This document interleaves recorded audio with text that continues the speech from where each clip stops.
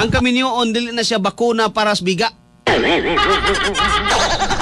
Minyo na ko, lumagay na ako sa Tagalog pa, lumagay na ako sa tahimik.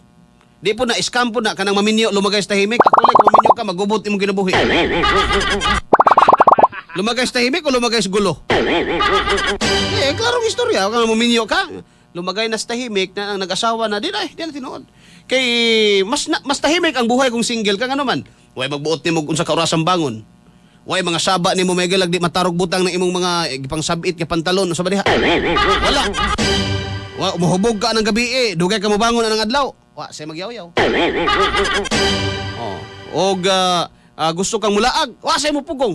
No? So tahimik ang buhay. Og madugay ka sa imong CR may gala. Wa ay mo yaw-yaw kay man dia. Pero magminyo na ka, yung panimo, lumagay sa tahimik, kala sige sulay, dugay-dugay da sa CR, di ba, kalampagon ka diha. Oy, naunsa ba ka diha? Minyo naman ka, sulay laag, no? Sulay laag. Di ba, pag uli ni mo may gala, sulay laag kay, lumagay, nagugas tahimik. Di ba, pag uli ni mo may gala, kauli magyabog ka, pero ang imong sinina, naanas gawas. Ihanay na. Lumagay sa tahimik daw mga. Sa to, ang kaminyoon, di gina mga higala bakuna para sa biga. Bisa pagka 20 ka kaslon, mga higala, maibog yapon ka. Mukitiw yapon na, mulabyog yapon ng pamitay nimo. Lagi, kana imong pamitay, mulabyog yapon ng mga katropa.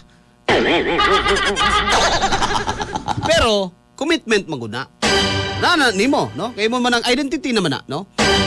Imo man giusab imong identity from single to it's complicated.